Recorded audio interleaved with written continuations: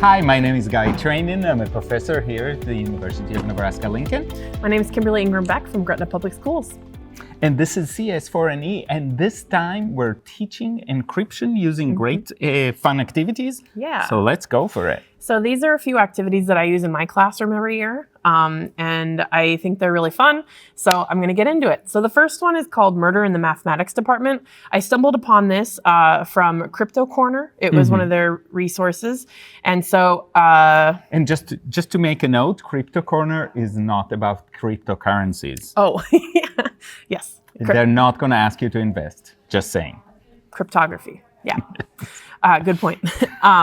So in this activity, there has been a murder in a nearby high school. And so the police are stumped. The murderer has left clues behind, but each one has been encrypted with a different algorithm. Okay. And so they've asked people for help. They've narrowed down the suspect list. So there are these 7 teachers. The possible murder weapons are these possible items. And then the room in which the murder was committed has also been narrowed down, but they still don't know. So it's kind of clue-ish. Yes, it is very much. Okay. Yeah, clue. So it goes through different ciphers. And so the first one is a pigpen cipher, which I really like because you just match the shapes. So here we have a greater than sign. So you look for a greater than sign. So we have 2 options. We have T or we have X, but you can see X has a dot in the middle. So we know that first word or first letter is going to be a T. And then we look for the little house icon. And so we find that matches H. And then we have a square, and that matches E. So again, we know it's not these because they have dots with them. Okay. So the first word is the. And then students keep going through. When I teach this, I'll usually do the first word. The first word happens to always be the, but I don't tell them that. Which is also an element of cryptography. Cryptography, sorry. That is hard to say, people. It is, especially if you don't say it very often. Yeah. So, and you do, but I don't. And so the idea of identifying words that are very common, and that's a way to have a starting point for... Exactly. Yeah. So I really like the pigpen cipher. I also have done pigpen cipher activities with elementary school students just because having them recognize the shapes.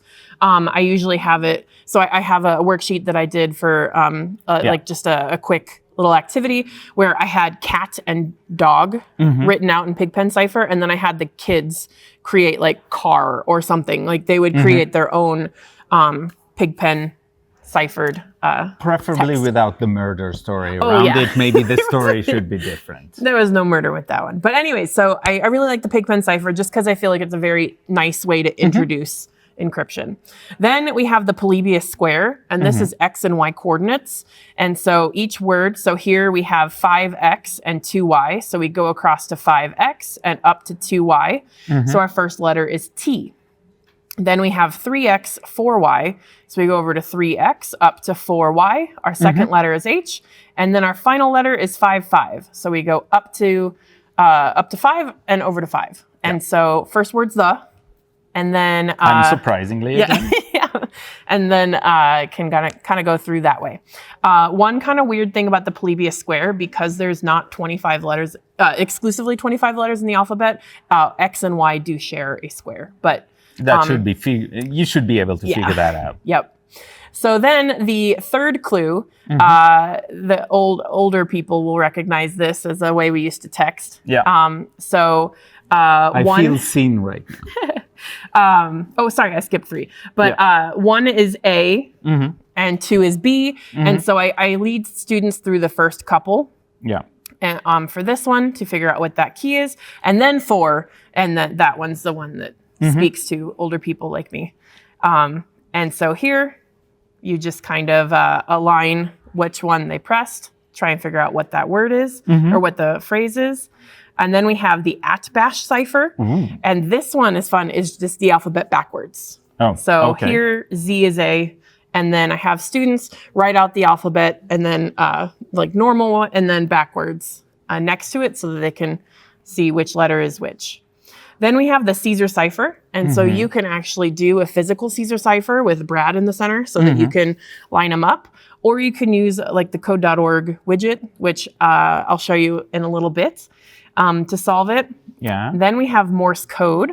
Ooh, so that is going really old school. It is, and it's a lot of fun, I think. So here, quick disclaimer. I have had teachers come to me and say, "Are you the reason why the kids are making Morse code noises in the classroom with their pencils?" And I'm like, I don't know what you're talking about. Well, the cat is out of the bag if anybody's watching. Yeah. But if not, we're safe. No, just kidding. Anyways, so here each word is separated by the slash. Oh, okay. And so again, we have a dash. So if you are unfamiliar with Morse code, it is similar to binary in the sense that there's two possible options. There is a dash or a dot. And so this first word is separated by a space here. I can't highlight it, but you can see there's a space. So just a dash is going to be the letter T. Then we have 4 dots. That's and H. And then we have a single dot, which is E. And then we have a slash to divide the next word. So the kids kind of go through and figure out what that is. And then we have the final challenge. So it says this is disturbingly familiar. So it's Morse code, but it's also been Caesar ciphered. Ooh. So not only do the kids have to go through and get the Morse code figured out, but then they have to use a Caesar cipher. And then for a little bit of extra fun, there's one last message from the murderer, and this is a random substitution cipher. So I'll show you guys random substitution cipher in a little bit, but it's very fun. And this worksheet comes with extra activities so that they can help fill in letters for some of the ciphers. And here are all the answers. So you can see it was Mr. Scotland in room 24 with the chair. Ooh. Yeah. I want to know more, but maybe not for the podcast.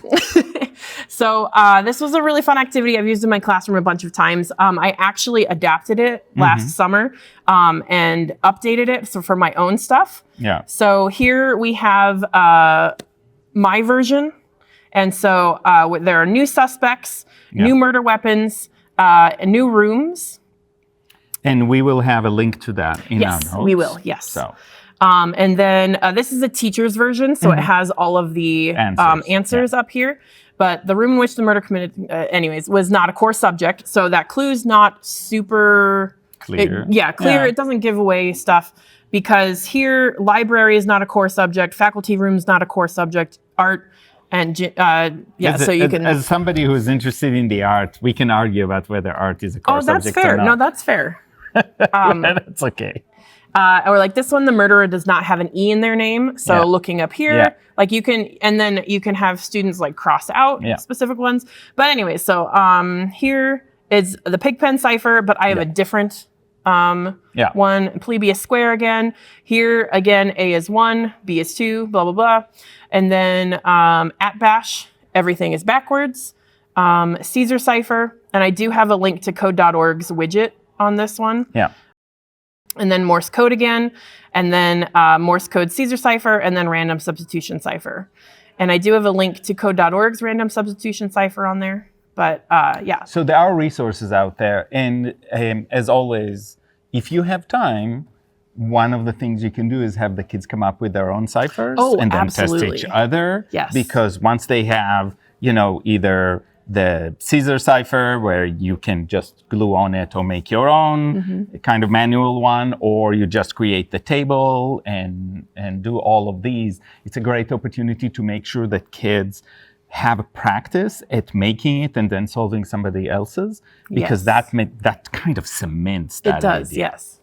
And this is a multiple day assignment. I would not expect students to complete this in one class period unless you really help them or you let them use all sorts of tools, which I preferred to have them figure it out on their own rather than just use a decryptor.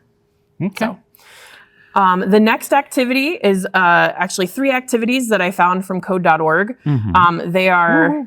I have to do that by contract. They are all from previous I think computer Versions, yeah. science discovery versions, but I don't know that it still exists on current iterations of the courses that they offer.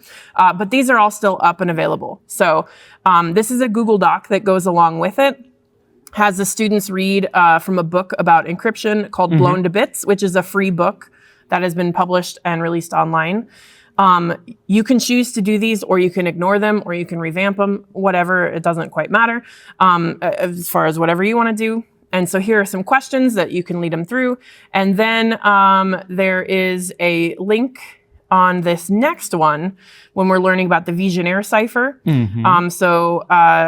Where they get to actually try the code.org widget. And so here we have the Vigenère cipher widget. And so students can practice typing in a message, and then they can actually watch it be encrypted with the key that they've selected. And so I really like that you can see, and we can slow it down if that's too fast. Yes, let's slow it down. Yeah. Yeah. And then we can see the ciphertext down here at the bottom. Oh, wow. Okay. And so it ties back to the reading, talking about one-time pads and using keys with your encryption. So I really like this activity. And then we have one more, and this one's my favorite. This is cracking the random substitution cipher. And so from the murder mystery, I had mentioned that it had a random substitution cipher. So here, getting into this, there is nothing to read, but it talks about using frequency analysis to figure out what the message is. And then there are questions after students have done it or decrypted it to figure out what they want. So here we have our plain text in blue. And so you can see these are the histogram, right? Is showing us, if we could do it by percentage, these are the most frequent letters used in the English language, not necessarily with this one, but this shows the most frequently used letters or frequently occurring letters within the ciphertext. And so this first one's unencrypted, so everything's the same. But if we go to one of these encrypted ones, we can see, if we sort by percentage, we can start adding some of these letters and see if they come up to words. Yeah, and then we can start looking up here. I see T blank E. I say blank because R is still encrypted, so it's not actually the letter R. And I can say, you know what, I bet R is going to be H. Going based on our previous, the is the most common word in English. And then I also, so here we have the word that. So I'm pretty confident that the and that here is at. So I feel like those are in correct places. And so we can keep adding in some more letters, but I do warn students that just because they line up, is the same. It does not mean that it's necessarily going to align. So then you kind of keep going through, like for example, right here we have the word NI. I don't think that's right. No. So I'm going to remove N, and this word ends in I. I don't know that that's necessarily correct, and so you just kind of work through that way.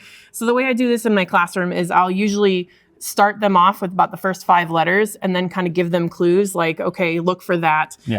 See, we have apostrophe. There's only T or S that are apostrophes. Single letter words, I or A. 2-letter words. I just kind of help remind them of some of the syntax rules that we have with our language and help them figure it out. And there are quite a few different examples that they can work on. That's fantastic. And then also there's a Caesar cipher, which they have their own samples here where we can work do the same thing. Yeah. So all right. So today we really talked about encryption and what are interesting activities to teach encryption. Yeah. What's the message to teachers? I think encryption is really important, especially with keeping our data safe, and making sure that when information is sent from point A to point B, that people aren't able to see what we're sending.